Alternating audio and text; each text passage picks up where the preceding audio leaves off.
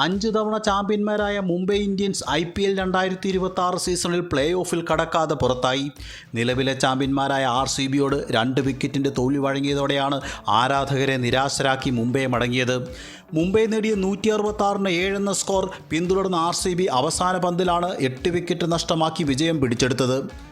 23 റൺസിന് 4 വിക്കറ്റ് നേടുകയും 21 വിക്കറ്റുമായി purple cap സ്വന്തമാക്കുകയും ചെയ്ത RCB താരം ഭുവനേശ്വർ കുമാറാണ് പ്ലെയർ ഓഫ് ദ മാച്ച്. ഈ വിജയത്തോടെ 11 മത്സരത്തിൽ നിന്നും 14 പോയിന്റുമായി RCB ടേബിളിൽ ഒന്നാമതെത്തിയപ്പോൾ 11 മത്സരത്തിൽ നിന്ന് 6 മാത്രം പോയിന്റുള്ള മുംബൈക്ക് ശേഷിക്കുന്ന 3 മത്സരങ്ങൾ കൂടി വിജയിച്ചാലും ആദ്യ 4 സ്ഥാനങ്ങളിലെത്താൻ കഴിയുകയില്ല. മുംബൈക്ക് ഏറെ നിർണായകമായ ഈ മത്സരത്തിൽ ടോസ് നഷ്ടമായ ശേഷം ബാറ്റിങ്ങിനിറങ്ങിയായിരുന്നു. ആദ്യ ഓവറിൽ തന്നെ 2 റൺസ് എടുത്ത റിക്കിൾട്ടനെ പുറത്താക്കി ഭുവനേശ്വർ കുമാർ RCBക്ക് മികച്ച തുടക്കം തന്നെയാണ് നൽകിയത്. ഓരോ ഓവറിന് ശേഷം ഭുവനേശ്വർ കുമാർ വീണ്ടും മുംബൈയെ ഞെട്ടിച്ചു. 5-ാം പന്തിൽ 22 റൺസ് എടുത്ത രോഹിത് ശർമ്മയെ ജിതേഷിൻ്റെ കയ്യിലെത്തിച്ചപ്പോൾ തൊട്ടടുത്ത പന്തിൽ ക്യാപ്റ്റൻ സൂര്യകുമാറിനെ 0-ന് പറഞ്ഞയച്ചത്. തുടർന്ന് നമൻദീർ തിലക് വർമ്മ സഖ്യം ഒത്തുചേർന്ന് സ്കോർ 100 കടത്തി. എന്നാൽ 13-ാം ഓവറിൽ 47 റൺസ് എടുത്ത നമൻദീറിൻ്റെ വിക്കറ്റ് മുംബൈക്ക് നഷ്ടമായി.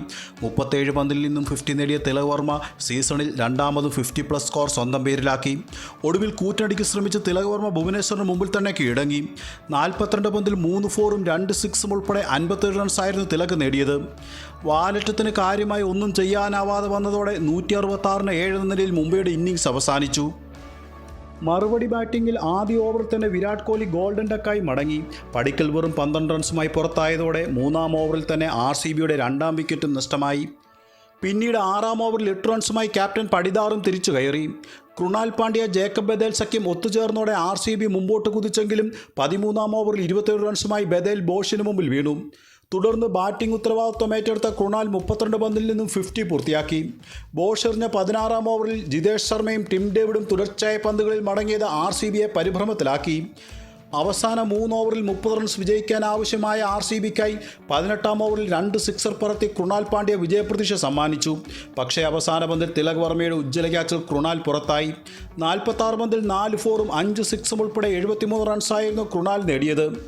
18-ാം ഓവറിൽ തകർത്തെറിഞ്ഞ ബുംറ വെറും 3 റൺസ് മാത്രം വിട്ടുകൊടുത്തോടെ അവസാന ഒരു ഓവറിൽ 15 റൺസായി RCBയുടെ വിജയലക്ഷ്യം. അവസാന ഓവർ ആദ്യ 3 പന്തുകളിൽ തന്നെ ഷെപ്പേർഡ് പുറത്താവുകയും റൺസ് അധികം വഴങ്ങാതെയും വന്നതോടെ മുംബൈ ഇന്ത്യൻസ് വിജയം ഉറപ്പിച്ചിരുന്നു. എന്നാൽ തുടർന്നെത്തിയ ഭുവനേശ്വർ സിക്സർ പറത്തിയോടെ മത്സരം RCBക്ക് അനുകൂലമായി മാറി. 5-ാം പന്തിൽ 1 റൺ എടുത്ത് ഭുവനേശ്വർ സ്ട്രൈക്കും കൈമാറി.